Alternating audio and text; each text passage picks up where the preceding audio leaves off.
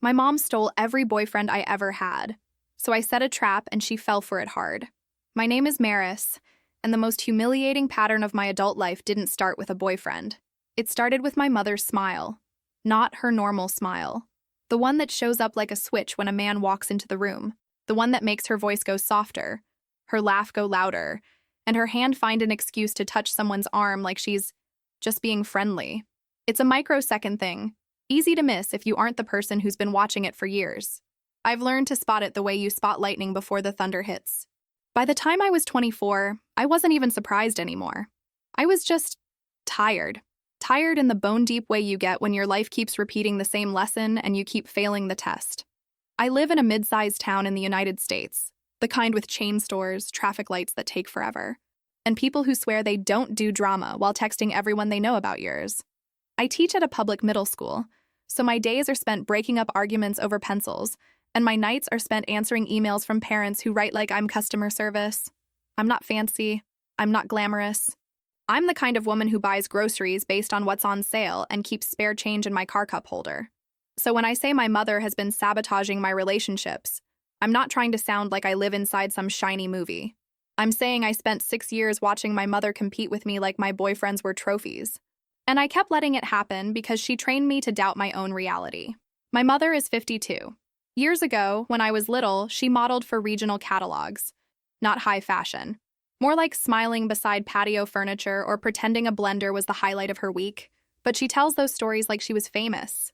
Men used to stop me in stores, she'll say, hand on her chest, eyes bright. Photographers said my face sold anything.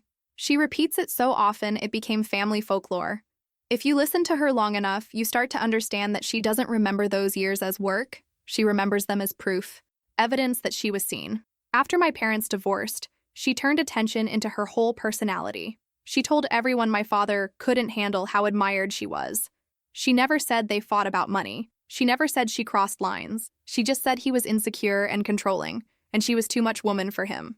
People nodded along because my mother is charming in public, and charm can cover a lot.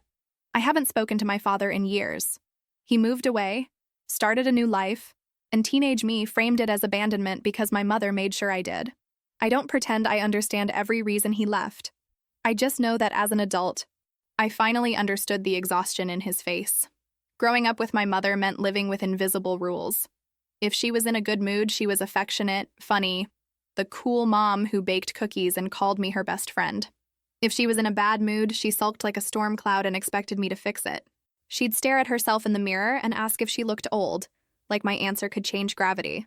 If I didn't reassure her enough, she'd sigh and say, "It must be nice being young," in a way that made it sound like I owed her my youth. I learned early that her emotions were my responsibility. I learned to keep the peace, swallow discomfort, apologize even when I didn't know what I'd done. I thought that was love. I thought being a good daughter meant being easy to manage. So when I started dating at 18 and my mother demanded to meet every boyfriend, I thought it was normal. She acted like it was protective. "I just want to make sure he's good enough for you," she'd say, like she was screening applicants. And because she did it with a smile, everyone else saw her as caring. Nobody saw the competition. The first serious boyfriend I had in college was sweet, a little awkward, the kind of guy who said, "please," and meant it. I introduced him to my mother at a Sunday dinner because she insisted. She wore a tight dress and a full face of makeup like she was going out, not staying home. She laughed too hard at his jokes. She called him sweetheart. She touched his arm when she made a point. Later, after he left, she pulled me into the kitchen and said, "He's nice, but he's not ambitious. You can do better." She also found a reason to get his number for emergencies, and I handed it over because I'd been trained to confuse obedience with peace. He broke up with me a month later. He looked guilty and exhausted when he did it. "I don't want problems with your family," he said, like I came with a warning label. I cried, and my mother told me it proved she was right. "See? Weak," she said. And then she posted a selfie online and laughed at compliments from strangers like my heartbreak was background noise. The second relationship lasted longer, which made me think maybe I'd learned. I waited months before introducing him. I warned her in a half-joking way because I didn't know how to say it without sounding insane. "Please don't flirt with him," I said, smiling like it was a joke I didn't want to be true. She put a hand on her chest like I'd slapped her. "Honey, I'm your mother. I'm just friendly. Don't be insecure." Insecure. That word was her favorite weapon. If I said something made me uncomfortable, she called me insecure. If I asked why she was texting him late at night, she called me insecure. If I pointed out that she didn't need to sit so close to him on the couch, she called me insecure. She used that word the way people use a stamp, like one label could cancel everything I felt. That second boyfriend noticed things without me even explaining. After a family cookout, he asked gently, "Is she always like that?" I lied and said she was just excited to meet him. I was still protecting her reputation while she chipped away at mine. Then one day she invited him over when I wasn't home. She said she had leftovers and it was no big deal. He went because he was polite. Afterward, he told me she asked personal questions about our sex life, framed like jokes. And when he got uncomfortable, she laughed and said he was too serious, like his discomfort was the problem. When he told me, my face burned with shame, and I realized my mother didn't just want attention. She wanted power. She wanted to remind me she could invade any part of my life if she chose to. A few months later, I saw a message pop up on his phone from her. "You okay, baby? You sounded stressed earlier. If you need to talk, I'm here." It wasn't explicit. It wasn't a nude. It was worse. It was intimate in a way she could deny. When I confronted her, she smiled and said, "That's just how I talk. I call everyone baby." She did not call everyone baby. She didn't even call me baby unless she was posting an old photo to look like a devoted mother. That boyfriend eventually ended it too, in the softest way possible, like he didn't want to blame me for something I didn't cause. The pattern repeated: confusion, discomfort, distance, escape. By the time I met the third man, I was convinced the problem was me. Either my mother was right and I was insecure, or I was choosing men who couldn't handle family closeness. I kept spinning blame like a wheel because admitting the truth meant admitting my mother was the threat. The third man was a local elementary teacher. Calm, kind, the kind of guy who actually listened when I talked and didn't treat my feelings like a burden. He remembered little things, like how I liked my coffee and how I hated driving at night. I thought, finally, someone steady enough to ignore my mother's nonsense. 2 months in, my mother started pushing to meet him. She framed it like a joke, but it wasn't. "I want to see who you're wasting your time on," she said. Then, "If you hide him from me, it means you know he isn't right." That's her gift, making you feel guilty for protecting yourself. So I gave in. We went to her house for dinner, and my stomach was in knots the whole drive. When she opened the door, I knew I'd already lost. She was wearing a new dress that hugged her like it had been poured onto her body. Later, I learned she'd been saving for it for months, which somehow made me angrier.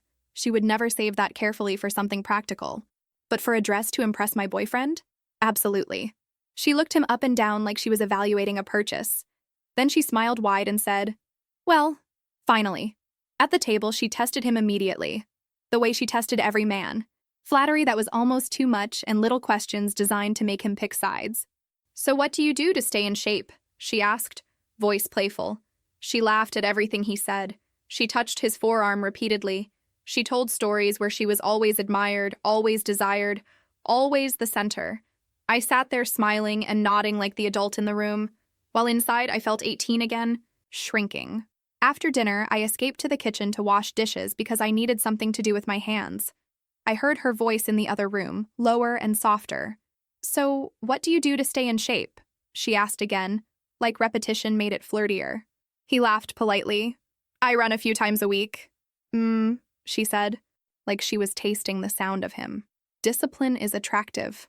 My daughter never brought anyone interesting before. My hands went cold around a plate. Interesting before. Shame hit me so hard I had to lock myself in her bathroom and sit there staring at the tile, trying to breathe quietly so nobody would hear me falling apart down the hall. 2 weeks later, he sat on my couch with a sick look in his eyes and said, "I need to show you something." He handed me his phone. Dozens of messages from my mother. Not a polite, "Nice to meet you." Dozens. She asked about his weekends. She suggested coffee shops. She sent gym selfies with captions about staying young. She framed everything as concern. "I just want to make sure you treat her right," she wrote, like she had authority over my relationship. Then it turned sharper. "She's been emotional since she was little," my mother wrote. "She takes things the wrong way. Don't let her control you with tears. I'm telling you this because I care." I stared at the screen until my vision blurred. It wasn't just flirting. It was sabotage. It was the same playbook, laid out in black and white, and I still felt my stomach twist like maybe it was my fault for letting her meet him. He said gently, "It's making me uncomfortable. I don't think I can do this if your mother is going to be involved." Involved, I repeated, because involved sounded polite enough to say out loud without screaming. 3 days later, he ended it. No yelling, no accusations, just tired honesty. He couldn't handle a relationship with a third person constantly pulling at the edges. After he left, I sat on my apartment floor for hours, feeling hollow. I kept thinking about my father, which annoyed me because I didn't want him in my head, but suddenly I understood the way he used to clench his jaw when my mother flirted with a waiter right in front of him and then laughed and said, "What? I'm just nice." Sitting there, I realized I'd spent my whole life learning to doubt the people who reacted to her behavior instead of doubting her behavior itself.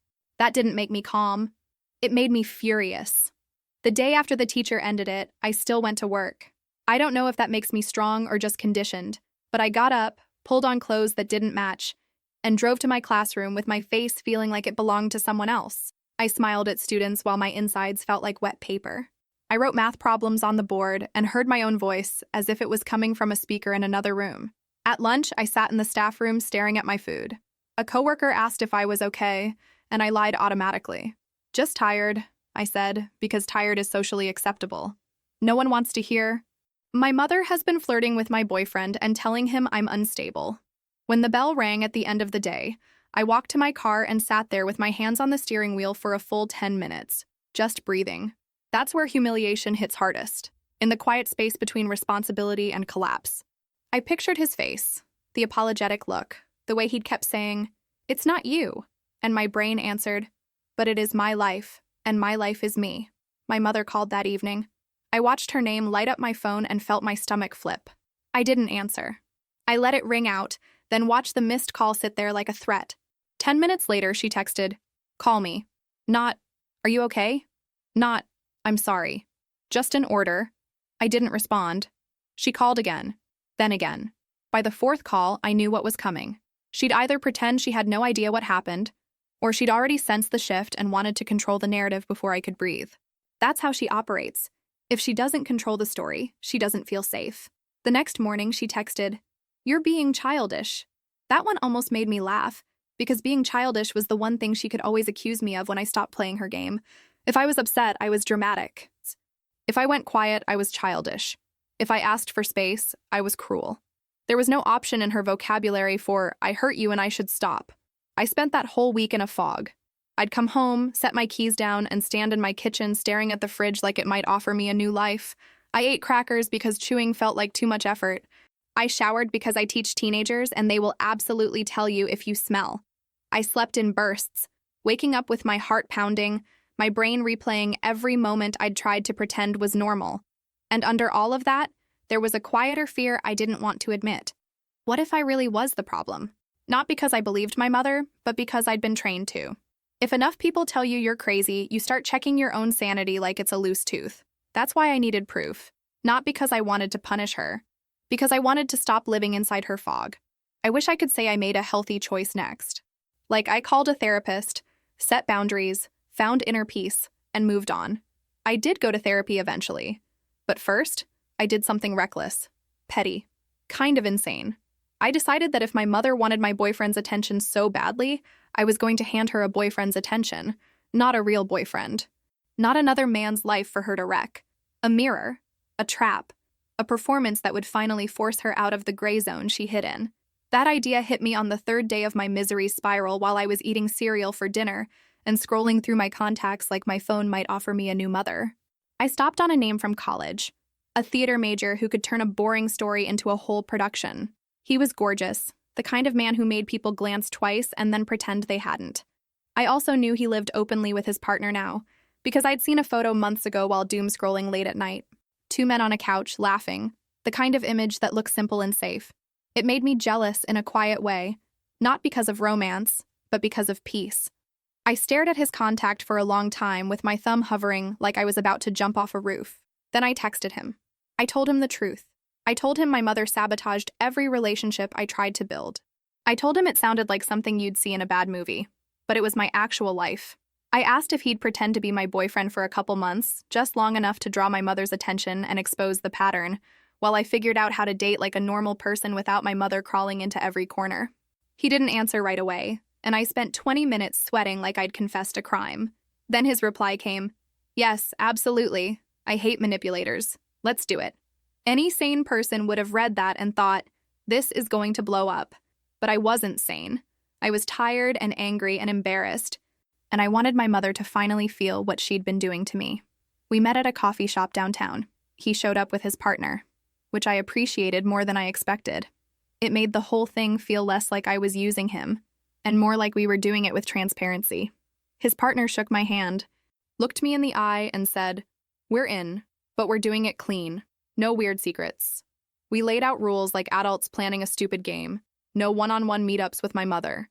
No replying after 8 at night. Screenshot everything. Don't flirt back. Be warm but not available.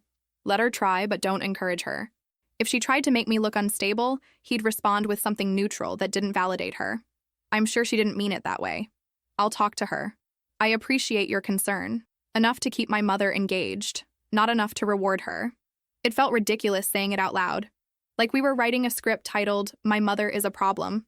But the more we talked, the more I realized how carefully my mother kept everything in that foggy zone, where she could always deny it. Friendly, concerned, innocent. I wanted black and white. We agreed to say we'd reconnected through mutual friends and that we'd been seeing each other for a couple months already, so it didn't look like I was dragging a stranger into my mother's house. The goal wasn't to hurt her. The goal was to watch her reveal herself. And then I panicked. What if she figures it out? I asked. What if she humiliates me? What if she turns everyone against me? My theater friend shrugged. She already turns people against you, he said. You just don't watch it clearly because she does it softly. His partner added, if it blows up, at least it blows up in the light. I hated that sentence because it sounded like a motivational quote, but it also felt true. We scheduled the dinner for 10 days later. 10 days to brace myself. 10 days to fight the instinct to cancel and apologize for being insecure. Yes, I still had that instinct. Trauma does not disappear just because you're aware of it. It just changes outfits.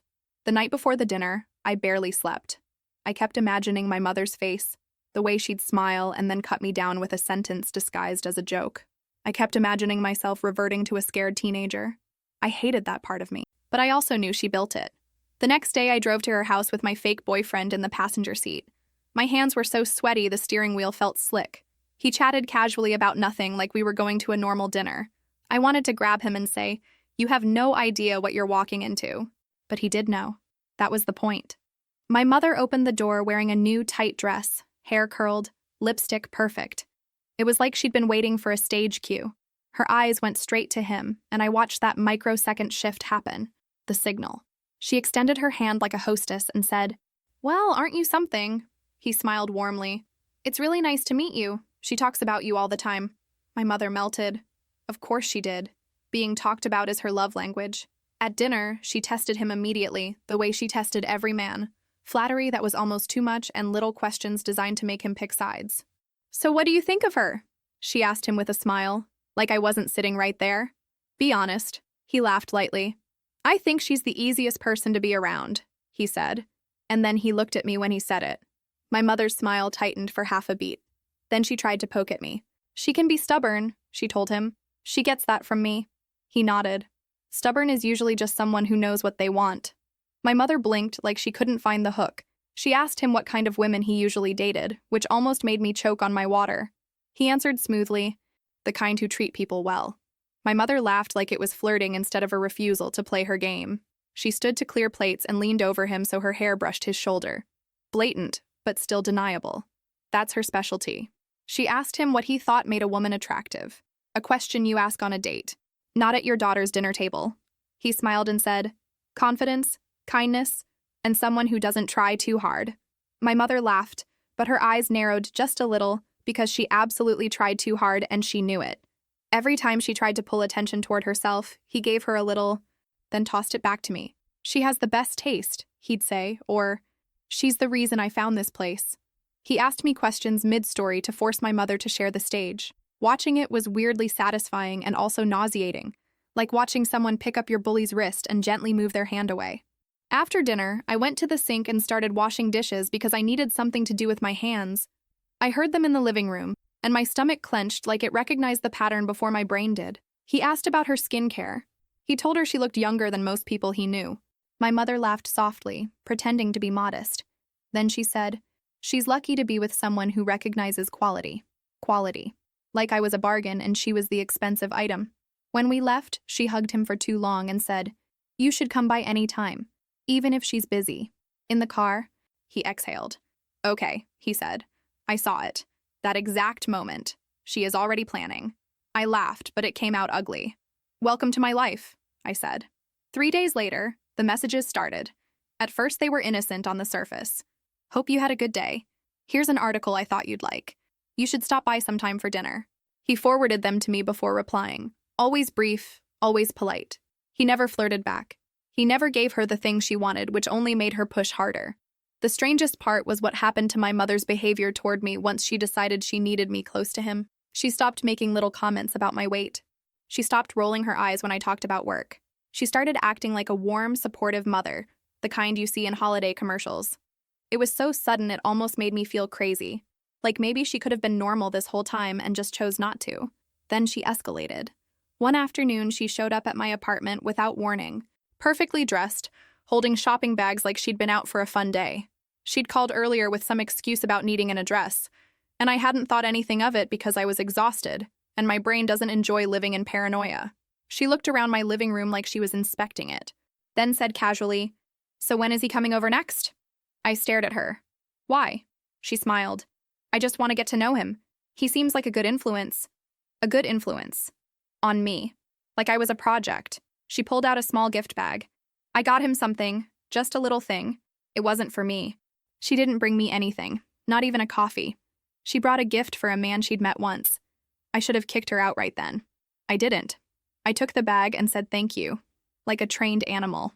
Yes, I hate myself a little for that. Therapy can't fix everything overnight. Over the next few weeks, my mother started trying to triangulate more directly.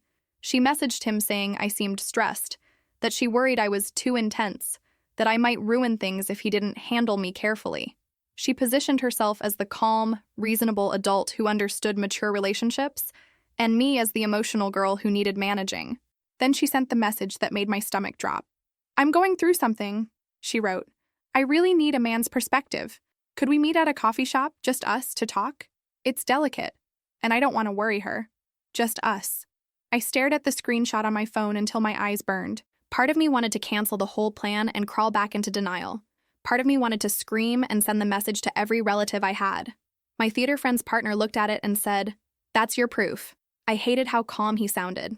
I hated that this was my life and he could talk about it like it was a strategy game. But he was right. That was a clean line, and my mother had crossed it. 2 days later, she called me. It was a Tuesday afternoon, and I was sitting in my car outside my job, hands still on the steering wheel because I wasn't ready to walk inside yet. Her name lit up my screen like a warning sign. I almost ignored it. Curiosity won. She was crying. Real crying, not dramatic sniffles. Or maybe it was dramatic, and I was too tired to tell the difference anymore. "I need to tell you something," she said, voice shaking. "I don't know how to stop it." My stomach tightened. "Stop what?" "I have feelings," she whispered. "For him." My brain stalled. I stared straight ahead at the line of cars passing by, like the road might explain my own mother to me. She took my silence as permission to keep going. "Sometimes it doesn't take long," she said. 6 weeks is enough. I can tell he feels it too. The way he looks at me. The compliments. How fast he responds sometimes. I gripped the steering wheel so hard my knuckles hurt. "I think we should talk," she continued. "All three of us. Like adults. We can be honest, transparent. We can handle it maturely. Handle it." Like she was suggesting we rearrange schedules.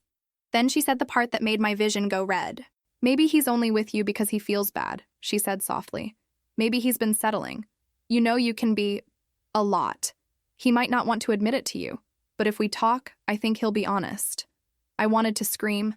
I wanted to laugh. I wanted to crawl out of my own body. All I managed was, "I'm listening."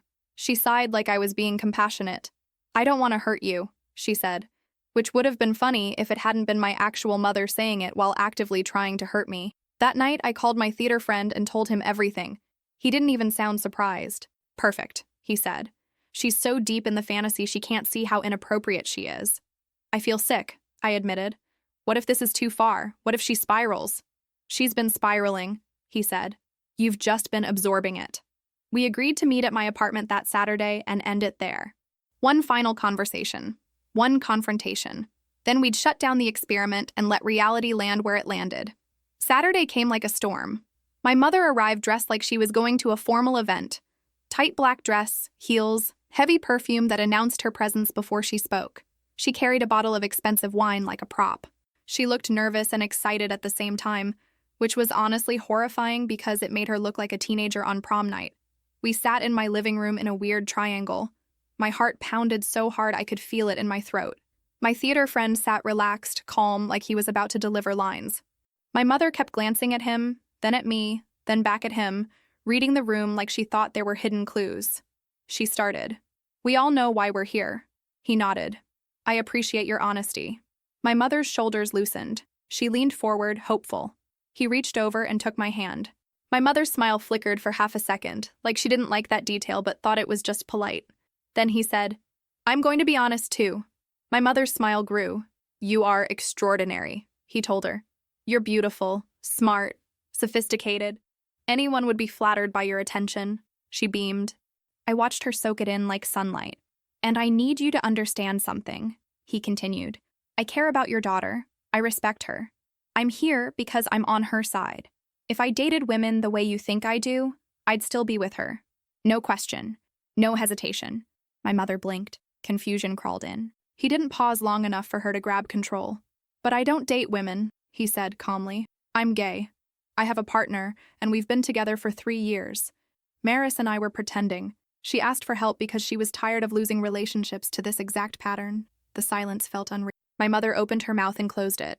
She blinked fast, like she was trying to clear water from her eyes. For a full minute, she just stared at him, frozen. Then she whispered, "This is a joke." He pulled out his phone. "It isn't." He showed her the screenshots. The coffee shop invitation, the comments about my emotional issues, the gym photos, the little lines she thought were subtle. "I agreed to help," he said, "because she needed proof. You've been doing this for years. You've done it again. We didn't make you send these messages. You did that yourself." My mother's face cycled through emotions like someone flipping channels. Embarrassment, denial, anger, panic, then rage. "You set me up," she hissed. "You set me up," I said back, and my voice shocked me. It came out steadier than I felt. Over and over. She stood abruptly. "I don't need to listen to this." My friend didn't raise his voice. He just asked, "Do you really think it's normal to compete with your daughter? To sabotage her relationships because you can't stand not being the center of a man's attention?" My mother snapped, "How dare you judge me? You don't know anything about me." I did know. I knew too much. I knew her patterns the way you know the layout of your own house in the dark. And once I started talking, it poured out. The first boyfriend, the second, the teacher, the bathroom, the word interesting, the messages painting me as unstable, the way she always started with charm and ended with poison. She denied it. "I never sabotaged anything," she said, voice rising. "If those men left, it's because they were weak. If a man can't handle a friendly mother, he doesn't deserve you. Friendly." She clung to that word like it could save her. My friend scrolled to her texts about me being too intense, about not letting me control him with tears. He showed the photos in gym clothes and the captions about staying young. Then he said, blunt and tired, "You're old enough to be my mother. This is sad." That did it. My mother exploded like a shaken bottle. She knocked over her wine glass, red liquid spilling across my coffee table. She pointed at me like I'd committed a betrayal. "You're jealous," she screamed. "You're ungrateful. You've always been jealous of me. Jealous of my mother." The sentence was so absurd I almost laughed, but my throat was too tight. She called my theater friend a manipulator. She accused him of leading her on, like my mother was a teenager who'd been tricked, not a grown woman who'd been actively chasing her daughter's boyfriend. She called me ungrateful. She told me I'd ruined her life. Then she stormed out, slamming my door hard enough to rattle a frame on my wall. When the apartment went quiet, I sat there shaking, staring at the wine stain like it was proof the whole thing had actually happened. My friend exhaled. "Well," he said, "because what else do you say after you watch someone's mother melt down in your living room?" I whispered, "I feel like the worst person alive." His partner sat beside me and said, "You're not. You're someone who finally stopped letting her do it in the dark." I thanked both of them until it probably got annoying. And then we went back to normal life, texting occasionally, trading life updates, and letting that whole bizarre chapter stay in the past where it belonged. For 3 weeks, my mother didn't contact me. The silence felt strange, like the calm after a car crash. I kept expecting her to show up with some dramatic apology like in movies. As if my mother apologizes, she weaponizes. When she didn't, I realized she was doing what she always does when she loses control. Regrouping. And she regrouped through other people. A family group chat I hadn't used in years lit up with messages. What happened? Your mother is so hurt. How could you embarrass her? Your mother loves you. Love you. The words made my teeth ache. I typed, deleted, typed again. I wanted to send screenshots and scorch the earth. I also knew family chats aren't courtrooms, they're stages. If I performed too hard, I'd become the villain. If I stayed quiet, she'd control the story. So I sent one sentence. I set a boundary after years of inappropriate behavior. I'm not discussing details here. Immediately, an aunt replied, Inappropriate? She's your mother. Don't be disgusting. Disgusting. Like I was the one sexualizing it. Like I was the problem for noticing my mother competing with me. I muted the chat. My hands shook, but I didn't apologize. I didn't run to my mother begging her to love me. I just sat there and let people be mad. It was miserable. It was also weirdly freeing. Then my mother started reaching past family. A coworker pulled me aside at school and asked quietly if I was okay, because she'd gotten a private message from a worried mom who said her daughter was going through something mentally. My stomach dropped so hard I thought I might throw up in the hallway. How did she even get coworkers' names? She did what she always does. She hunted for access. The school website had a staff directory. She found my last name through a parent newsletter. She clicked until she found people with public profiles and messaged anyone who looked connected, playing the concerned mother role like it was a costume she kept on a hanger. I told my supervisor, in vague terms, that a family member might try to contact staff and it wasn't appropriate. My supervisor looked uncomfortable and said, I'm sorry. In that way, people say it when they don't want to be involved. I couldn't blame her. It wasn't her mess. But it showed me my mother wasn't just angry. She wanted to destabilize me. If she couldn't control my love life, she'd try to control my reputation. She posted vague things on a social media app about betrayal and narcissistic children, and people left heart emojis and comments like, you don't deserve this. She never gave details because details would expose her. She wanted sympathy without context. But vague victim posts invite questions. Relatives started asking the obvious one. If the man was gay and just a friend, why was she so humiliated? Why did she call me crying about feelings? Why did she ask to meet him alone? My mother couldn't answer without admitting what she'd tried to do. So she pivoted. She said I misinterpreted everything. She said she was just being supportive. She said I was insecure. The same word, again. Only this time, some people didn't buy it. Not because they suddenly became enlightened, but because the story didn't make sense even in her own twisted version. And a few relatives had their own memories of my mother flirting at weddings, flirting at funerals, flirting with anyone who held attention too long. After a couple months, she tried a different strategy, pretending nothing happened. She called me one afternoon like we'd chatted yesterday. Hi, honey, she said brightly. I made a roast and thought you might want some. The casualness made me furious. It was like she was trying to erase the confrontation by acting past it. I'm not coming over, I said. She sighed. Why are you still holding on to this? Life is too short. Life is too short, she said, as if she hadn't spent years making my life smaller. I didn't yell. I didn't argue. I just said, I need space, and hung up. My hands shook afterward, but it felt like my body learning a new language. Around that time, I finally did the thing I should have done years earlier. I started therapy. Not the inspiring montage kind. The awkward kind where you sit in a bland office and talk about things you've trained yourself not to say out loud. I walked into that first session ready to be told I was dramatic, ready to be told I was insecure, ready to be told it was my fault. Instead, the therapist listened and said, It sounds like you've been managing your mother's emotions since you were a child. I laughed, because what else do you do when someone says the truth too clearly? She taught me a phrase I hated at first. That's not mine to carry. Every time I felt responsible for my mother's feelings, she made me repeat it. I rolled my eyes. I complained. I called it cheesy.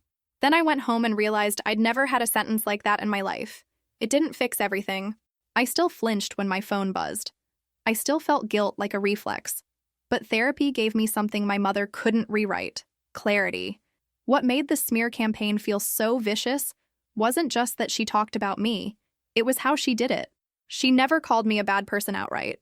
She wrapped every accusation in concern, like she was doing everyone a favor by warning them. "I'm worried about her," she'd say. "She's been under a lot of stress. She's making choices that don't make sense." Those sentences sound harmless until you realize they're designed to make people look at you differently without her ever having to own the cruelty. At work, that meant people started watching me, not openly, just in the sideways way. A coworker who used to chat in the hallway suddenly kept conversations short. A parent who normally smiled at pickup gave me a sharp look. Nothing anyone could be blamed for, nothing I could point to, but the air felt heavier. That's my mother's specialty, poisoning rooms without leaving fingerprints. One afternoon, a staff member from a different grade approached me and said, "Hey, your mom messaged me." I didn't respond, but, "Are you safe?" The fact that she used the word safe made me want to scream. I had to stand there in a hallway decorated with student art and explain, politely, that no, I wasn't in danger. My mother was just doing what she always does, making herself the worried heroine and me the unstable villain. I went home that night and cried in my car before I even went inside. I wasn't crying because I missed my mother. I was crying because I hated how much power she still had to make me feel small. That was also when I realized something practical. If I didn't draw a hard line, she would keep reaching farther. Today, it was coworkers. Tomorrow, it would be my landlord, my neighbors, anyone who could become a pressure point. She collects pressure points like other people collect souvenirs. So I did something I never used to do. I documented. I saved screenshots. I wrote down dates. I kept a little note in my phone with a timeline of her attempts to contact people connected to me. It made me feel paranoid, but it also made me feel sane. When you're raised by someone who rewrites reality, notes become a lifeline. Therapy helped me unpack guilt slowly, like pulling thread out of a wound. My therapist asked me questions that made me uncomfortable in a different way than my mother ever did. What happens if you don't answer her? What's the worst case you imagine? Where do you feel that fear in your body? I'd sit there and realize my fear wasn't logical in the present. It was old. It was my body remembering what it used to cost me to disobey her. One exercise she gave me was simple and annoying. Practice saying no in small ways so my nervous system could learn that no doesn't equal catastrophe. I started with stupid things, saying no to extra tasks at work, saying no to a friend asking me to do something when I was exhausted, not apologizing for it. The first time I did it without adding a long explanation, my heart raced like I'd committed a crime. Then she asked me to practice it with my mother, in tiny doses. Not the big confrontation, just small boundaries. Don't answer every call. Don't rush to soothe her mood. Don't immediately correct her feelings.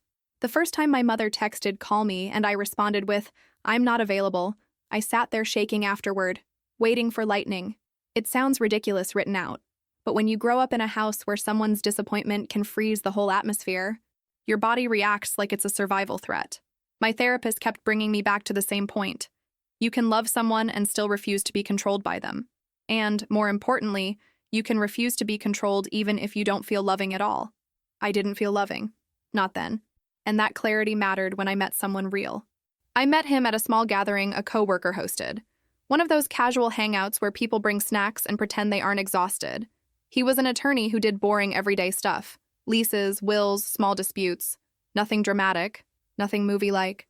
Just a man who knew how paperwork worked and also knew how to listen. We talked in a corner while people played a card game, and I told him the truth early because I was done pretending.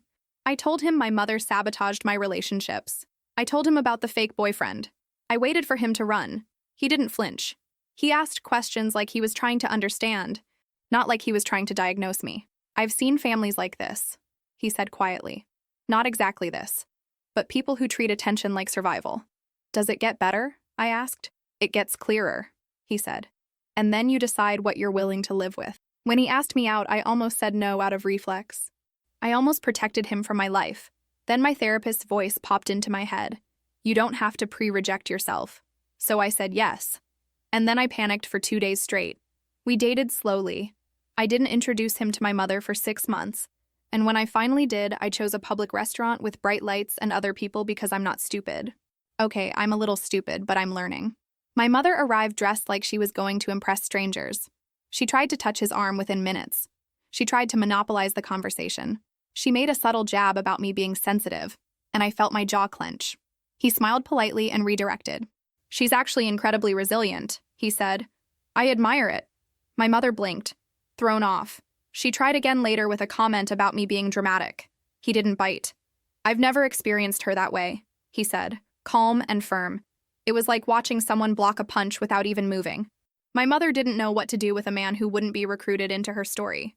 Halfway through the meal, she leaned toward him and said, "It's hard being her mother. She can be intense." I put my napkin down. My hands were steady. "We're leaving," I said. My mother froze. "What? If you talk about me like that..." "We leave," I said. "I'm not doing this." She laughed like it was a joke. "Oh, don't be." I stood up. He stood with me. We paid and walked out. My mother sat there staring, mouth open, like she'd just watched someone break a rule she thought was unbreakable. In the car, he asked, "Are you okay?" "No," I admitted. "But I'm proud of myself, and that's new." Dating someone emotionally steady showed me how much chaos I'd normalized. He didn't love bomb. He didn't punish me with silence. He didn't make me chase him for reassurance. At first, that almost felt boring, which is embarrassing to admit. I'd been conditioned to think love comes with adrenaline. Quiet felt suspicious. I told him that once, on a night we were eating takeout on my couch, and he looked at me with this calm seriousness and said, "Quiet isn't suspicious. Quiet is what happens when nobody is trying to manipulate you." He also did something none of my other boyfriends had done. Not because they were weak, but because they weren't trained for it. He named my mother's behavior out loud without me prompting him. After that restaurant meeting, when we left because of her comment, he said, "She tried to recruit me to manage you." He said it like it was a fact, not a complaint. "I feel like I should apologize," I admitted. He shook his head. "To who? For what? For refusing to let someone insult you?" My instinct was still to minimize. "She doesn't mean it like that," I tried. He didn't raise his voice. He just said, "Maris, it doesn't matter what she means. It matters what she does." And then, because he knew me, he added, "I'm not asking you to hate her. I'm asking you to protect yourself." That protection didn't always look dramatic. Sometimes it looked like leaving a family event early. Sometimes it looked like not answering the phone during dinner. Sometimes it looked like me sitting on my bed with my phone in my hand, staring at her name, and choosing not to enter her world for the night. Over time, I stopped feeling like I had to explain my mother to him. He didn't need a slideshow. He could see the pattern, and he trusted my perspective, which was new for me. I didn't realize how much of my life I'd spent looking for someone to confirm that I wasn't imagining things. When you grow up being told you're insecure every time you notice something, you start craving validation, like water.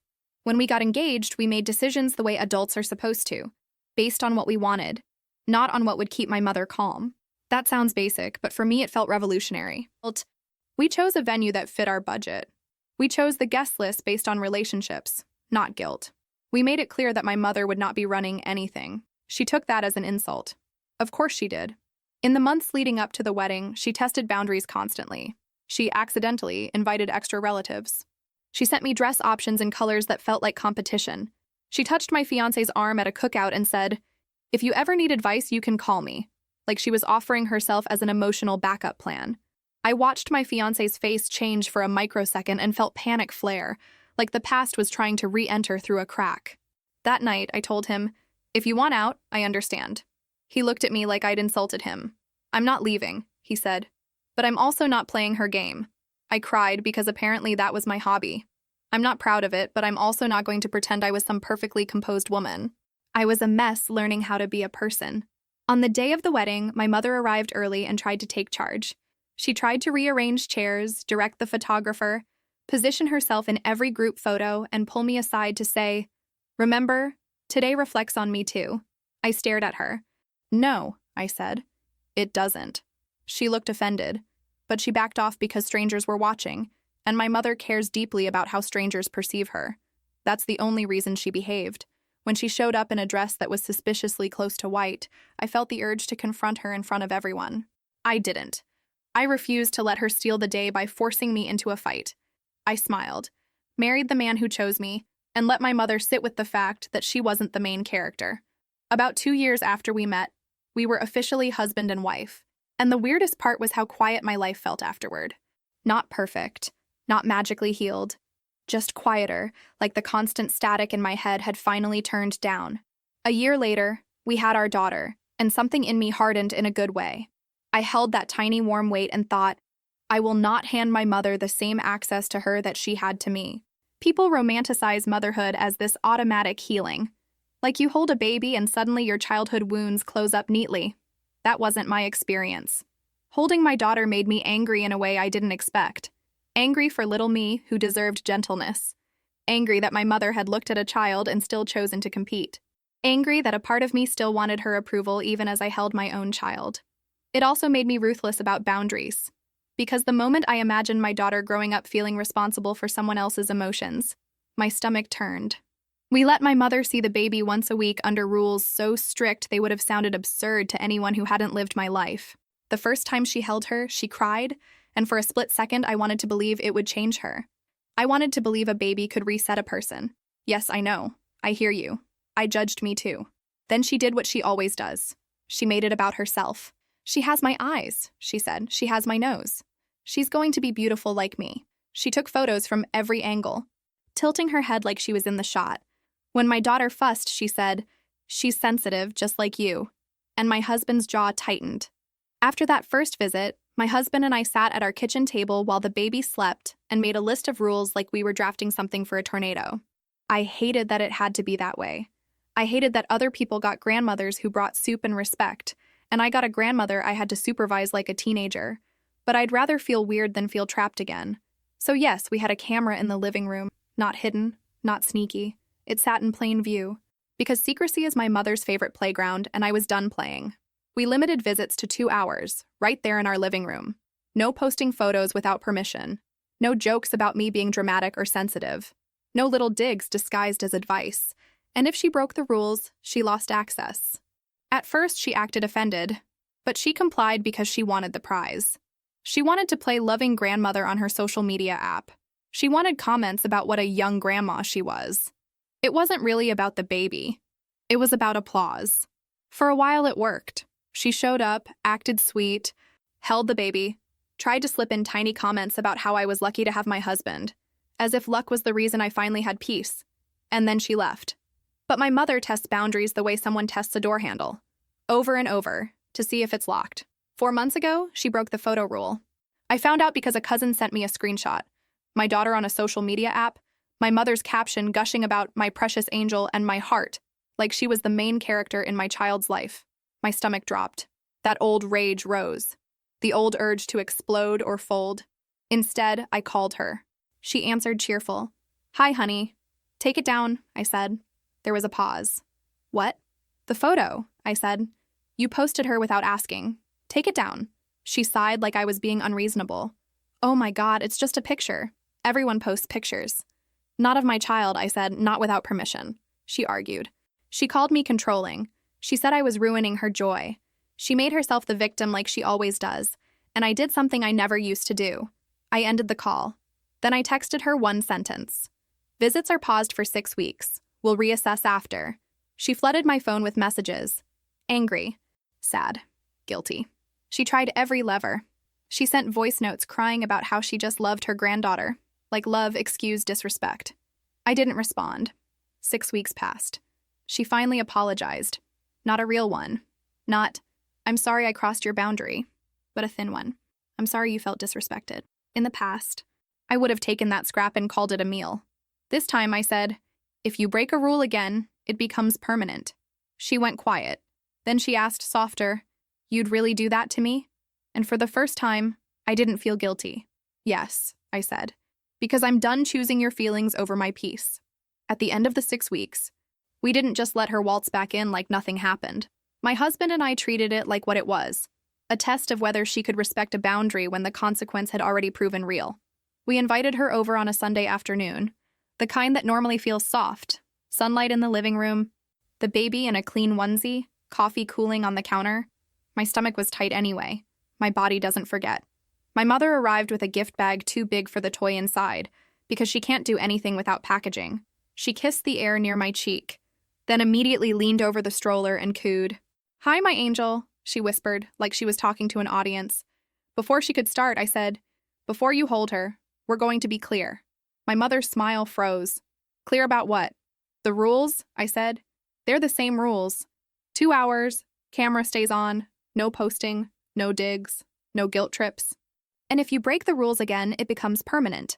My mother's eyes glistened, because she loves using tears as a negotiating tool. I already apologized, she said softly. How long are you going to punish me? There it was. She still wanted to frame consequences as cruelty. My husband stepped closer, calm as ever. It isn't punishment, he said. It's protection. My mother looked at him like he'd spoken a foreign language. She opened her mouth, closed it, then turned back to me with the expression she used when she was about to perform martyrdom. You're doing this because you hate me, she said. I took a slow breath, the way my therapist taught me, and answered like I was talking to a student who wanted to argue about homework. I'm doing this because I love my daughter more than I fear your reaction.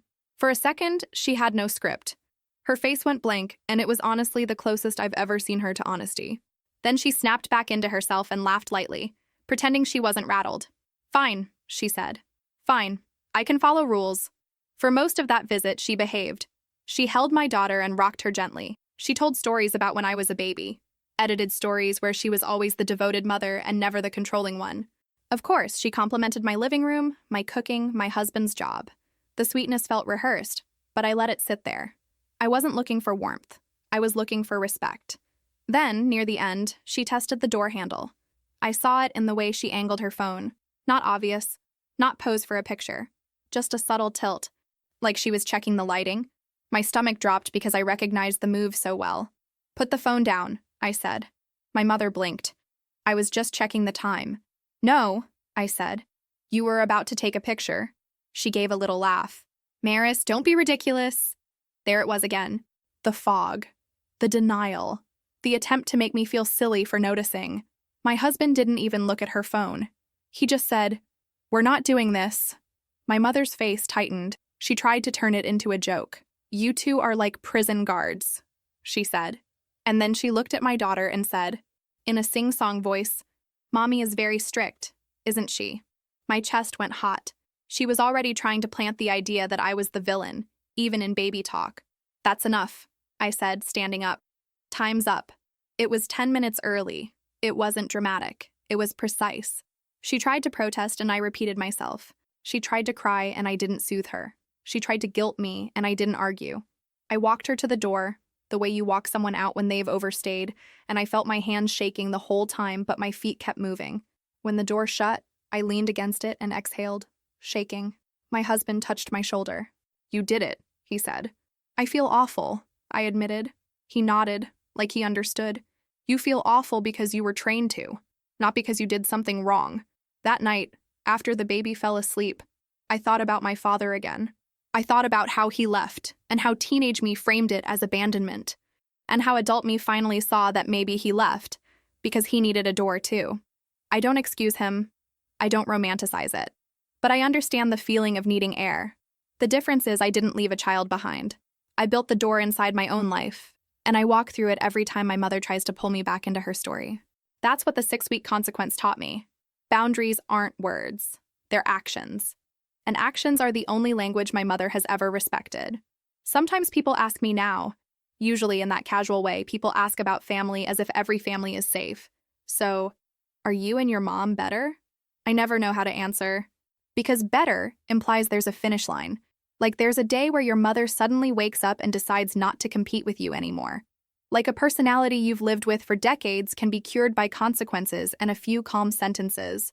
What's better is me. I don't panic when my phone rings. I don't rush to fix her moods.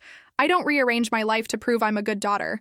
I used to think being good meant being endlessly forgiving, endlessly available, endlessly soft. Now I think being good means being honest about what's allowed around my child. I still have moments where I miss the idea of a mother. Not my actual mother, but the version I kept hoping she could become. The one who would show up with soup when I was sick, who would celebrate me without making it about her, who would love me without treating love like a competition. I grieve that version sometimes. Then I look at my daughter and remind myself, grief doesn't get to become permission. And if that sounds cold, fine. I've been called worse. Mostly by the woman who taught me to doubt my own reality in the first place. I wasn't trapped. I had a door. I just had to keep walking through it, over and over, no matter how many times she tried to drag me back.